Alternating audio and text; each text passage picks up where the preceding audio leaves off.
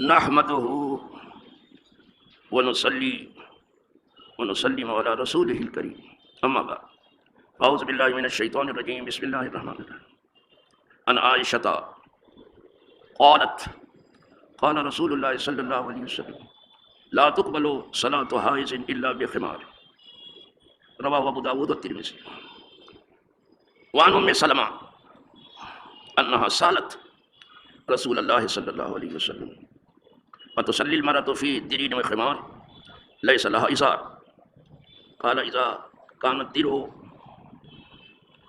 سابقا يغطي ظهور قدميها رواه أبو داود وذكر جماعة وقفوه على أم سلمة.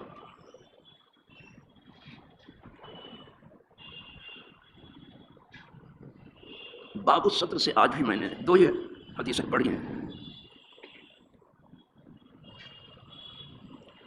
اور میں عرض کر چکا ہوں کہ بہت تھوڑا تھوڑا پڑھنے میں فائدہ یہ ہے کہ آپ کو کسی قدر چیز یاد رہے گی. دوسرے یہ کہ تھوڑا تھوڑا پڑھنے میں عمل ممکن ہوتا ہے. اسی لیے قرآن 23 سال میں اترا. کتاب و سنت عمل چاہتے ہیں جو کچھ اللہ توفیق دے. تو دو ہی حدیث پڑھی ہے. پہلی حدیث ام المومنین عائشہ صدیقہ سے ہے رضی اللہ تعالیٰ عنہ. کہتی ہیں کہ فرمایا رسول اللہ صلی اللہ علیہ وسلم کہ بالغہ عورت کی نماز قبول نہیں ہوتی ہے اوڑھنی کے بغیر. اوڑھنی بھی ایسی ہو کہ اس کے سر کو بھی چھپائے اس کے بالوں کو بھی چھپائے. وہ ضروری ہے. اسی لیے عام طور سے آپ گھروں میں دیکھیں گے کہ نماز کے لیے لوگ چادر رکھتے ہیں تاکہ بال بھی چھپ سکیں اور سر بھی چھپ سکیں. عورت جتنی ڈھکی چھپی ہوگی اتنی ہی وہ پرہیزگاری سے قریب ہوگی. عورت چھپنے ہی کی چیز کا نام ہے. اب تو وہ مردوں کا کان کاٹنے کے لیے بےتاب ہے لیکن اپنی عورتوں میں ٹھیک ہے کچھ ابھی بہت کچھ بوباس ہے. اسلام نے عورت کے لیے خانہ نشینی کی زندگی کو پسند کیا ہے. وہ گھر کی مالکہ ہے. وہ ہوم منسٹر ہے. لیکن اگر اسے آپ فورن منسٹر بنا دیں گے تو گھر تو ویران ہو جائے گا. گھر کو دایا سنبھالے گی کیا؟ وہ بھی تو عورت ہے کیا. تو ایک چیز تو اس سے یہ سمجھ میں آئی. دوسرے اس میں جو ہے حائض کا لفظ ہے تو لفظی ترجمہ لا تقبل صلاۃ حائض والی عورت کی نماز چادر کے بغیر نہیں ہو پائے گی. یا پھر ایسی اوڑھنی ہو تبیس جو سر کو چھپا رہی ہو اور بالوں کو بھی چھپا رہی ہو. اور یہیں سے معلوم ہوا کہ عورت کا بلوغ عمر سے نہیں ہے حیض سے ہے. عمر سے نہیں ہے. 18 سال کی عمر 21 سال جیسے حکومت کے یہاں چل رہا ہے. بلوغ عورت کا حیض سے ہے اور مرد کا احتلام سے ہے. عمر سے نہیں ہے.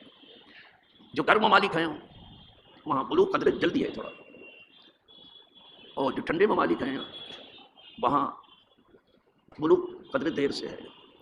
لیکن ضروری نہیں کہ جو ہے کہیں جلدی ہو کہیں دیر. جلدی بھی ہو سکتا ہے دیر سے بھی ہو سکتا ہے. اب پتہ چلا کہ کپڑے کو بہت دخل ہے نماز میں.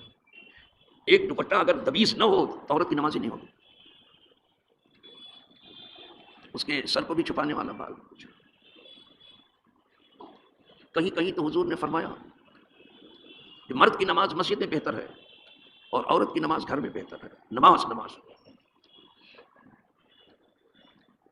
پھر وہ اگر نماز صحن میں پڑھتی ہے تو اس سے اچھا ہے کہ برآمدے میں پڑھے اور اگر برآمدے میں پڑھتی ہے تو اس سے اچھا ہے کہ وہ اپنے بیڈ روم میں پڑھے. جہاں زیادہ چھپی ہوئی رہے کہ کسی کی نگاہ نہ پڑے اس کی نماز وزن لیتی چلی جائے گی. بس اگرچہ عورتوں کو مسجد سے روکا تو نہیں گیا اور اللہ کے گھر سے کون روکے گا. حضور فرماتے تھے لا تمنعوا اماء اللہ مساجد اللہ وبیوتہن خیر لہن. ان اللہ کے بندیوں کو اللہ کے گھر سے مت روکو. اگر آتی ہیں آنے دو لیکن ان کے گھر ان کے لیے بہتر ہے. تو اگر مسجد میں آ بھی جائیں تو یہ مردوں کے دوش بدوش نہیں کھڑی ہو سکتی. بالکل پیچھے کھڑی ہوں، جہاں سے مردوں کی صف ختم ہو جائے گی پھر عورتوں کی صف لگے گی۔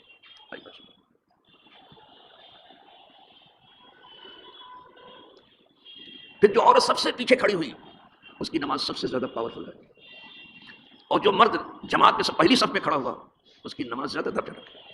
یہ سب بتایا گیا۔ اب مغربی تہذیب نے اس اسلامی تہذیب کا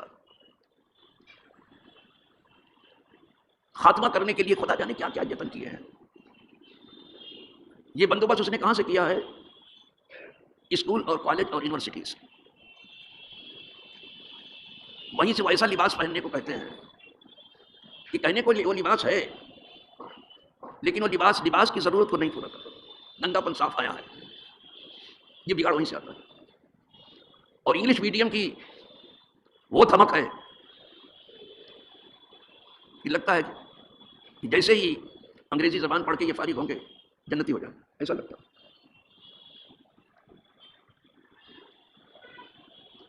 میں نے اپنے کسی بچے کو انگلش میڈیم میں نہیں رکھا۔ ہمیں بھی آج مغرب زدہ جو دانشور ہیں، جتنے پڑھے لکھے ہیں کالج سب مغرب زدہ ہیں بری طرح سے۔ اسلام تو ایک رسم کی طور سے ہے ان کے یہاں، مغرب زدہ ہیں بری طرح سے۔ ہم کو بھی کہا ارے آپ تو بڑے ذہین اور بیدار نفس لوگ ہیں، آپ اردو میڈیم میں کیوں رکھتے ہیں، انگلش میڈیم میں رکھتے وجہ سے۔ میں نے کہا لیکن میں جو کر رہا ہوں مجھے کرنے دو، مجھے اردو میڈیم میں ہی رکھنے دو۔ میں جب پڑھ رہا تھا اپنے یہاں تو وہاں کوئی اردو میڈیم تھا ہی نہیں، میں نے ہندی میڈیم لے لیا تھا، اگر اردو نہیں تو ہندی، لیکن اس کے ساتھ ایک سبجیکٹ میرا اردو تھا، اور پورے اسکول میں اردو پڑھنے والا تنہا تھا۔ یہ اس قوم کی بے رغبتی ہے اردو سے۔ 5 اسکول آئے تھے جہاں میں امتحان دینے گیا تھا، تو ہر اسکول کے لڑکے دیکھنے آئے تھے کہ سنا ایک لڑکا اردو میں امتحان دے رہا ہے اکیلے۔ جب نکلا تو سب نے خیر مقدم کیا کہ بھائی ہم آپ کو بہت مرحبا کہتے ہیں کہ کم از کم اکیلے آپ 5 اسکولوں میں اکیلے ہیں۔ میں نے کہاں دے دیا۔ وہ بیچارہ جو نگرانی کرنے کے لیے بیٹھا تھا کہنے لگا یہاں کوئی بچہ تو ہے نہیں کہ آپ کے نقل وقل کا خطرہ ہو مجھ کو، سمجھ لیں، اب چاہے میں جاگوں چاہے سو جائے۔ میں نے کہا آپ سو جائیے میں لکھ کے دے دوں گا آپ کو۔ تو بیچارہ کرسی لگا کے وہی سویا آرام سے جب تو 3 گھنٹے کا ٹائم تھا، 2 گھنٹے میں نے لکھ کے دے دیا جو کچھ لکھ کے دے اس کو جگہ میں لکھ دیا۔ ارے بولے ابھی 1 گھنٹہ آپ کو باقی لکھیے۔ میں نے کہا جو لکھنا تھا میں نے لکھ دیا 2 گھنٹے میں لکھ دیا۔ آپ کیا لکھا؟ آپ کھول کے دیکھ لیجیے آپ اکیلے تھے۔ کھولا تو ویری گڈ جدھر سے کھولتا تو سوائے اس کے دوسرا کچھ نہیں کہتا۔ میں نے کہا جو پوچھا گیا مجھے سب زبانی آتا ہے، یہ سب میں اس کا حافظ تھا۔ چلو صاحب یہ چلتا ہے، ایک ذوق ہوتا ہے۔ اتنی بے رغبتی زبان سیکھنے میں کیا ہے؟ یہ فارسی مجھے ملی، فارسی میں نے سیکھنا شروع کیا، ہندی ملی ہندی، سنسکرت ملی سنسکرت سیکھنا شروع کیا۔ زبان سیکھنے میں کیا ہے اتنی بے رغبت؟ عربی کیا سیکھیں؟ پھر مجھے شوق ہوا کہ چونکہ اللہ کی کتاب عربی میں ہے، میں عربی پڑھے بغیر کیسے اللہ کی کتاب سمجھوں گا؟ تو انٹرنیٹ میں نے بریک کر دیا اور کہا کہ جو ہے عربی پڑھوں گا میں۔ تو میں نے مدارس میں داخلہ لے لیا۔ ہمارے گاؤں کے لوگ کہنے لگے یہ بچہ بڑا اچھا ہے، نیک ہے، بہت اچھا ہے، بڑا نمازی ہے، لیکن یہ زندگی میں پڑھتا ہی رہے گا تو کمائے گا کب؟ انٹر تک ادھر پڑھا، اب گیا وہاں مدرسے میں پڑھنے کے لیے کہا۔ ابا نے کہا اس کو پڑھنے کا شوق ہے پڑھنے دو، ایک بچہ میرا ایسے ہی صحیح۔ بس یہ حالت ہے سب بھیجے گئے تھے، میں خود گیا تھا پڑھنے کے لیے عربی۔ جو زبردستی بھیجے گئے ان کا نہیں پڑھتے وڑھتے نہیں ہیں، زیادہ تر گھومتے پھرتے ہیں اور کماتے کھاتے ہیں سب ٹھیک۔ جو جس نیت سے جاتا ہے قدرت اس کو وہ دیتی ہے۔ میں اس لیے گیا تھا کہ میں جا کے عربی اپنا دین سیکھ لوں، میرا دین ہے کیا، ورنہ میں کیا بتاؤں گا کسی کو۔ چلو صاحب مختصر سی بات آپ کو تھوڑی سی بتائی۔ بات یہاں سے چلی تھی کہ عورت کی پچھلی صف بہتر ہوتی ہے اور مرد کی پہلی صف۔ خیر صفوف الرجال اولها وشرها آخرها وخیر صفوف النساء آخرها وشرها۔ جو حضور ارشاد فرماتے ہیں مردوں کی بہترین صف وہ ہے جو پہلی صف ہے، اور کمزور صف وہ ہے جو آخری ہے، اور عورتوں کی بہترین صف وہ ہے جو پچھلی ہے سب سے، اور جو اگلی ہے وہ کمزور ہے۔ دیکھا ہمارے یہاں کیا درجہ، اور چھپنے کو حکم اس چیز کو دیا جاتا ہے جو قیمتی ہو۔ پردے نے ان کو قیمتی بنایا تھا، جو چیز بھی قیمتی ہوگی وہ چھپائی جائے گی۔ اب لوہا باہر پڑا رہتا ہے، اور سونا کہیں دیکھا پڑا ہوا، ہیرا کہیں دیکھا پڑا ہوا، لال یاقوت زبرجد وغیرہ قیمتی جو پتھر ہے، قیمتی چیز کہیں دیکھیں۔ ارے نوٹ بھی کاغذ سے تمام ردی پڑا ہوا ہے ادھر سے، نوٹ اگر 10 روپے کا ہوگا تو کوئی جھوک کے اٹھا لیں گے، تو کچھ لوگ تو اسی وقت چومنے لگتے کہ تو کہاں اتنی دیر تھا، میں تو بےتاب تھا چومنے کے لیے۔ انا للہ و انا الیہ۔ تو پردے کو حکم دے کر کے عورتوں کو ان کی قیمت بڑھائی گئی تھی، ان کا وزن بڑھا۔ اب جب سے یہ بے پردہ ہوئی ہیں کوئی وزن نہیں رہے کی طرح، کوئی وزن نہیں رہے۔ جتنی قیمتی چیزیں سب پردے میں، اب جان سے زیادہ پیاری کون سی چیز ہوگی؟ وہ پردے میں ہے، روح جس کو کہتے ہیں، سول، جس میں اتنا سب دکھائی دے رہا ہے، روح بھی کہیں دکھائی دے رہی ہے آپ کو؟ نہیں. کتنی قیمت بڑھائی. آب حیات جس کو آدمی پی لے تو مرے گا ہی نہیں، چھپا ہوا ظاہر نہیں ہے، بالکل چھپا ہوا، بالکل ظاہر نہیں. اسی طریقے سے جنت چھپی ہوئی ہے، فرشتے چھپے ہوئے ہیں، خود میرا مالک و مولا جو خالق ہے وہ مالک ہے، وہ چھپا ہوا ہے. اب تو سرکار بھی ہماری نگاہوں سے چھپے ہوئے ہیں. تو جو چھپی ہوئی چیز ہے تو وہ قیمتی ہوتی ہے، اس کی بہت قیمت ہوتی ہے. قیمتی چیز چھپائی جاتی ہے جس کی کوئی قیمت نہیں ہے. تو چاہیے جب ہم اپنی قدر خود ہی نہیں پہچانیں گے تو دوسرے ہماری قدر کیا کریں گے؟ خاک. پہلے تو اپنی قدر خود پہچانو. میں نے کسی کا مشورہ نہیں مانا، میں نے اپنے تینوں لڑکوں کو اردو میڈیم دیا اور سب کو یہ ہاشمیائی میں پڑھایا. میں نے کہا میں گرا پڑا آدمی ہوں، تھرڈ کلاس کا آدمی ہوں میں، تو بچوں بھی ہمارے یہیں پڑھیں گے سب. جو تھرڈ کلاس کے اسکول آپ کے نزدیک اونچے اسکول میں، یہ وہ بات ہے کہ اچھا نمبر لائے، بہت تھرڈ کلاس میں پڑھ کر کے سب سے اچھا نمبر لائے. اور میں نے دیکھا جو فرسٹ کلاس کے اسکول میں وہ تھرڈ کلاس کا نمبر لائے، کچھ نہیں ہو سکے، وہ کچھ بھی نہیں ہو سکے. نہ وکیل ہونے کے لائق رہے، نہ ڈاکٹر ہونے کے لائق رہے، نہ انجینئر ہونے کے لائق رہے، کچھ نہیں الا ماشاء اللہ. تو چلو ہم آ جائیں پھر اپنے عنوان پر کہ ہمارے یہاں بلوغ مرد کا احتلام سے، عورت کا حیض سے ہے. تو بالغہ کے احکام جدا ہیں، نابالغہ کے جدا ہیں. اسی طریقے سے حرہ، اس کے احکام جدا ہیں. حرہ سمجھے آپ؟ کیا سمجھے ہو؟ آزاد عورت. آزاد عورت کے حکم الگ ہے اور لونڈی کے حکم الگ ہے، کیونکہ اس کو باہر نکل کے سب کام کرنا ہے. لونڈی کو اس کے حکم بالکل الگ ہے، اس کی طلاق بھی الگ ہے، اس کا حکم بھی الگ ہے. یہ بات آزاد عورت کی چل رہی ہے. آزاد عورت جو ہے اس کی قیمت بہت ہے. چلو صاحب ایک حدیث ہو گئی، دوسری سن لیجیے. ام سلمہ رضی اللہ تعالیٰ عنہا سے مروی ہے کہ انہوں نے سوال کیا اللہ کے رسول سے صلی اللہ علیہ وسلم، اتصلی المرأۃ فی ترین و خمار، کیا نماز پڑھائے گی عورت قمیص میں اور اوڑھنی میں جہاں اظہار نہ ہو؟ یعنی اس کے پاس اظہار نہیں ہے، صرف قمیص ہے اس کے پاس اور اوڑھنی ہے. ایسے بہت سارے مواقع ہیں اور ایسے بہت سارے حالات ہیں جو پیش آتے ہیں. تو کسی کے پاس اگر ایسا ہے، اظہار نہیں ہے، عورت ہے، صرف قمیص ہے، وہ چادر ہے، تو پوچھا کہ حضور اس کی نماز کا کیا حال ہوگا؟ اظہار نہیں ہے اس کے پاس. یہ وقت بھی کبھی آتا ہی ہے، وقت ہمیشہ یکساں نہیں رہتا کسی کبھی. سرکار نے فرمایا قال اذا كان الدرع سابغا يغطي ظہور قدمها، فرمایا ہاں اگر اس کی قمیص جو ہے لمبی ہو اور کشادہ ہو اور ڈھک رہی ہو اس کو، اس کے قدم تک، ظاہری قدم تک ہو جائے.